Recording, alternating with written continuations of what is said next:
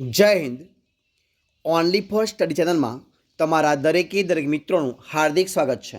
તો આજે આપણે વિડીયોમાં જોવાના છીએ કે મિત્રો ગુજરાતની કોઈ પણ સ્પર્ધાત્મક પરીક્ષા હોય તો એના માટે જે મિત્રો એનસીઆરટી છે એ એનસીઆરટી મિત્રો જે છે એ મહત્ત્વનો ભાગ ભજવે છે. એટલે કે એનસીઆરટી મિત્રો જે બુકો છે, જેના પુસ્તકો છે, એમાંથી મિત્રો જે પ્રશ્નો બને છે એ ખૂબ જ મહત્ત્વનો ભાગ ભજવે છે. એટલે કે એ મુખ્યનો પાયો ગણાય.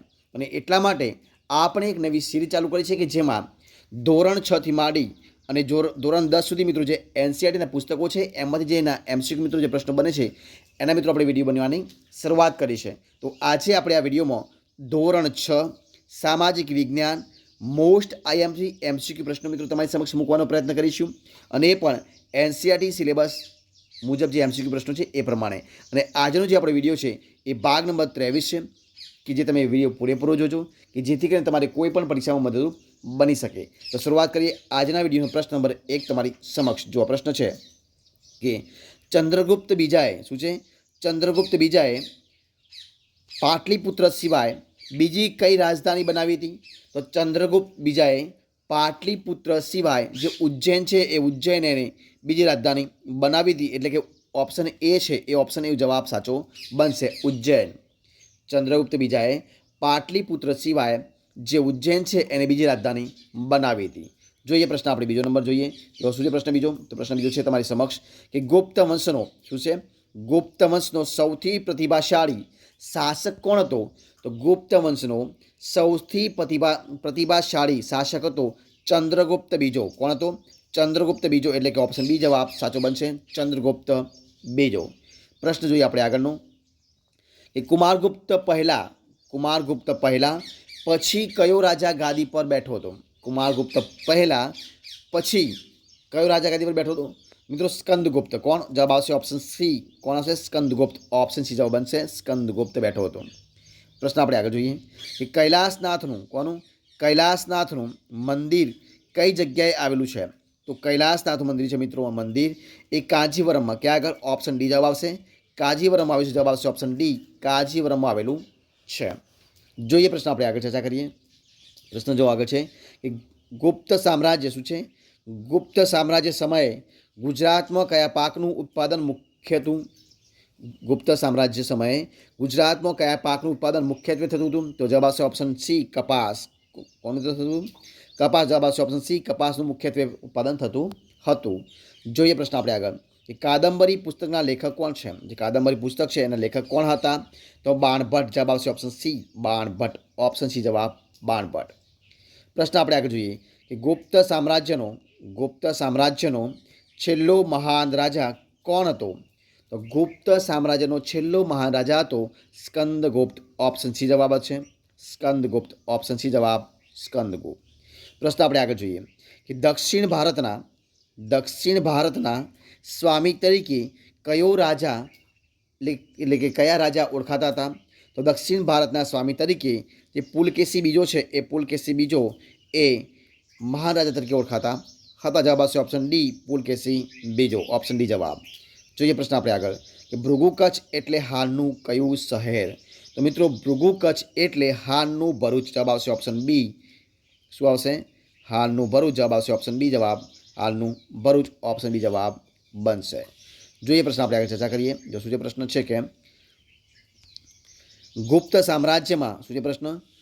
ગુપ્ત સામ્રાજ્યમાં વહીવટી તંત્રના મુખ્ય સેનાપતિ કયા નામથી ઓળખાતા હતા?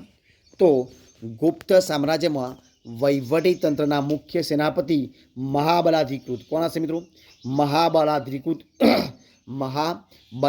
તરીકે ઓળખાતા. જવાબ આવશે ઓપ્શન એ, મહાબલાધિકૃત તરીકે ઓળખાતા. જવાબ આવશે ઓપ્શન એ જવાબ. પ્રશ્ન આપણે આગળ જોઈએ કે ગુપ્ત વંશનો સ્થાપક શું આવશે? ગુપ્ત વંશનો સ્થાપક કોણ હતો? તો ગુપ્ત વંશનો સ્થાપક હતો શ્રીગુપ્ત. શું જવાબ આવશે? ઓપ્શન ડી જવાબ, શ્રીગુપ્ત. ઓપ્શન ડી જવાબ બનશે, શ્રીગુપ્ત. પ્રશ્ન આપણે આગળ જોઈએ શું કહે છે? ધન્વંતરી કયા રાજાના રાજવૈદ્ય હતા? તો ધન્વંતરી જે છે એ ચંદ્રગુપ્ત બીજાના. શું જવાબ આવશે? ઓપ્શન એ, ચંદ્રગુપ્ત બીજો. જવાબ આવશે ઓપ્શન એ, ચંદ્રગુપ્ત બીજો. ઓપ્શન એ જવાબ. જોઈએ પ્રશ્ન આપણે આગળ કે લીંછવી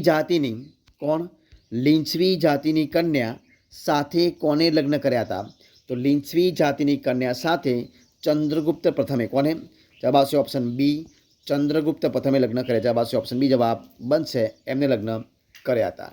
જોઈએ પ્રશ્ન આપણે આગળ કે ચંદ્રગુપ્ત પ્રથમ કઈ સાલમાં પાટલીપુત્ર પર ગાદીએ આવ્યા હતા? તો જોઈએ આપણે તમારી સમક્ષ મૂકીએ.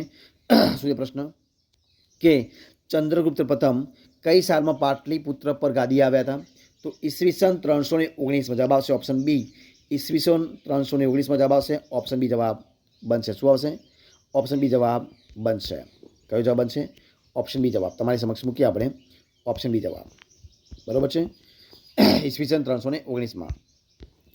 જે પ્રશ્ન આપણે આગળ હર્ષચરિતમ જે કૃતિ છે એ હર્ષચરિતમ કૃતિના રચયિતા કોણ છે? તો બાણભટ્ટ. જવાબ આવશે option C Banabhatta. Option C જવાબ બનશે. બાણભટ્ટ. ઓપ્શન સી જવાબ.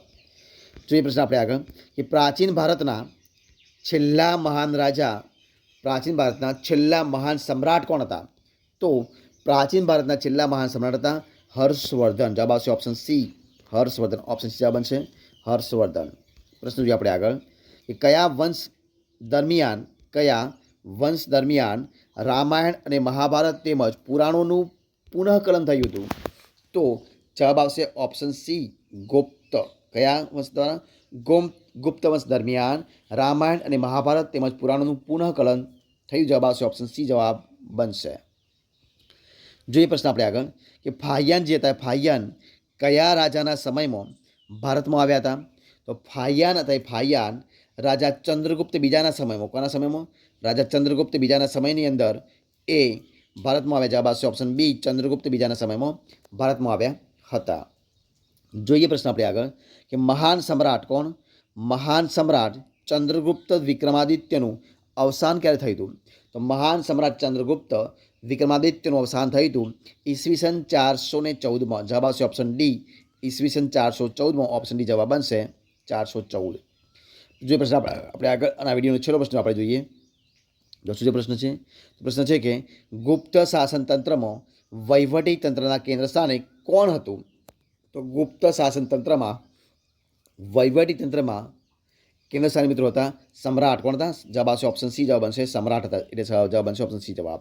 તો મિત્રો અહીંયા આપણે જે આ વિડીયો છે એ સંપૂર્ણપણે આપણે પૂરો કરીએ છીએ.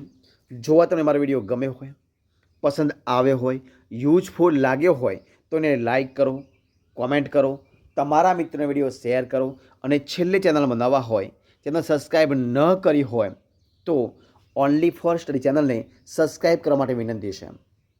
અને મારા વિડીયોને પહેલાંથી છેલ્લા સુધી જોવા માટે તમારા દરેક મિત્રોનો હું દિલથી ખૂબ ખૂબ આભાર માનું છું. આપણે ફરી મળીશું એક નવા વિડીયો સાથે, નવા ટૉપિક સાથે. ત્યાં સુધી બની રહો. જય હિન્દ, જય ભારત, જય જય ગરવી ગુજરાત. Best of luck.